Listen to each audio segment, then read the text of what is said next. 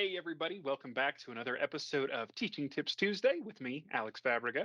Today I have with me Carrie Vogiatis. She is one of our exceptional physical therapists at Foundation for Blind Children. How you doing today, Carrie? Having a great day. Very good to have you with us today. Thank you. I understand you're here to talk to us a little bit about sensory motor integration. Yes, I'm here to talk about how our senses take in information and then that helps guide and help us organize our motor control, our motor output, but also with the relationship to having a vision loss. So, how all of that plays together.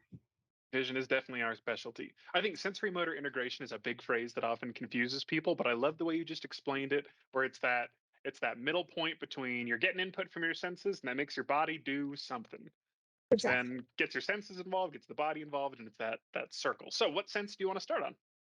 Well, let me just identify all of them as Okay. we move forward. But there's tactile sense, which is our sense of touch. Proprioceptive, knowing where our body is in space. Vestibular, it's our balance and coordination. We have taste and smell. We have auditory, and then we have vision. So all of those work together to help us give information to our body and then help us with the motor output. So the vision is really important. And this is what happens. All of these start developing immediately once a baby's born. And so when a baby's born and they have vision, they start noticing their hands part of their body. They go through typical development where they'll start rolling and then they're rubbing their bodies and their legs and arms on the floor. So they're getting that tactile input. Once they start rolling, they're developing their motor input or their um, proprioceptive sense of where Mhm. they are in space. Families and caregivers are picking them up and holding them. So all of the senses develop typically, and then they give information to our body how we're moving and progressing through the motor milestones. So let's say a baby's born and they have vision impairment, and they have lack of vision. Well, here's the big kicker. Vision is the primary motivator for movement. Mm. Sound is a second distance, is second motivator, but it's far behind because that comes later. You have to understand what the sound is to be able to decide if it's motivating or not. So if we're not having the movements, then they're not building up their sensory systems. So vision can really kick off a snowball effect. So now our tactile sense may be underdeveloped. Knowing where our body and space is may be underdeveloped. Our balance and coordination may be underdeveloped. So all of this affects where our body is, body awareness, and then maybe our tone and body readiness. That then affects the development of our gross and fine motor skills. So it's kind of this loop de loop. A So what do you vicious do about cycle, it? yeah. Hmm. Yeah. Well, that lack of sensory input in the beginning then can come out with some of our kids where they'll seek their own input because they really haven't fully integrated all of it. And then maybe you'll see a clumsiness or falling a lot, and that's just maybe not knowing where their body is in space and not getting the visual feedback of where their body is in space. So there are a lot of factors that play into it, but it's so important when a baby's born that parents and caregivers do as much as they can to help develop these sensory systems. And the things that they can do is if hold the baby and move them. If they're starting to roll, assist them so they're getting the rolling effect. Tummy time, because it's not just gross motor, also reaching and fine motor is affected because maybe we're not reaching for something because we don't know it's there that we're motivated. So when we reach for something, we may overreach, and then those senses give us that information to help correct our movements, but those may not be fine-tuned because of the It's lack of hard to vision. perceive an overreach if you can't do it visually. An overreach and an underreach are identical if you don't see the target.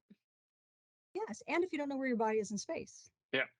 right? So all of those things play a big deal. So we want to do the motor, we want to have multi-sensory experiences, spinning, rocking, putting the hands and feet on different mediums. If we have kids that don't want to touch certain things, that's going to affect their fine motor control. We have some kids who don't want to stand on grass, so they're up on their toes or they walk on their toes. That's going to affect their gross motor. So really the big picture today is having a vision loss is a big deal. It's the primary motivator for movement. That lack of movement affects our sensory system development. That lack of development of our sensory system then affects our fine and gross motor. So it's really, really a big cycle. So the bottom line is parents, guardians, help your kids move, move, move, and give them a lot of sensory experiences early, early on. And the one thing I would say the most too is for caregivers and parents who are doing the very, very best they can is be mindful of over assisting. Like go ahead and have those expectations that instead of bringing something to your child, say, oh, come over here a little bit, and have them move towards certain things. Because Encourage it's, that practice instead of just giving them the object. yes, because the thing that we see the most delay in are the self-initiated movements for gross motor, right? Or the reaching, things that the child needs to initiate. So rolling, pulling up to standing, walking, crawling, those kinds of things. So I really want to encourage those to occur instead of bringing things to the kiddo, have the kiddo move to you. A lot of people I don't think about how basically everything we do is a practiced skill. Reaching is a practice skill, stepping, crawling.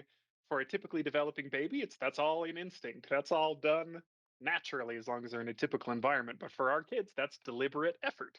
So all that energy that parents would be currently doing to assist their kid, keep them completely avoiding problems or difficulty, maybe shift that energy into encouraging that practice. Mm-hmm. Mm-hmm. Exactly. All right, In great. in a safe manner, right? But you Oh definitely yeah. want to do it. Definitely, definitely want to do it. Now I've already asked you what your favorite part of your job is.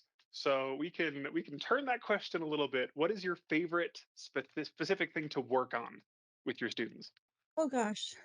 Um, Well, I like a lot of the different things that we work on, but I think one of the thing that's really exciting is when you find something like the perfect gait trainer, not the perfect one, but the perfect one for that child, and the correct motivation, like a toy, something that really likes, and when it just clicks for the child for the first time, they have the motivation, they're set up for success with whatever device and whatever I'm helping them with, and that first time it kind of clicks. Is super exciting, regardless of what the skill that I'm working on. Like outfitting the kid. You're like the quartermaster of their education, basically. Yeah, and you really just you set up the environment, right? There are a lot of things have to go together to motivate our kids, and so when they do, it's pretty exciting. All right, Carrie. Well, this was very informative. I think that these new parents of kids with visual impairments are the people who need this kind of advice the most. So I really appreciate you coming on and giving us some of this early developmental wisdom. Oh, you're very welcome. Thanks for having me. Absolutely. And thank you so much to everybody at home for watching another episode of Teaching Tips Tuesday. We hope to see you next week. Have a good one.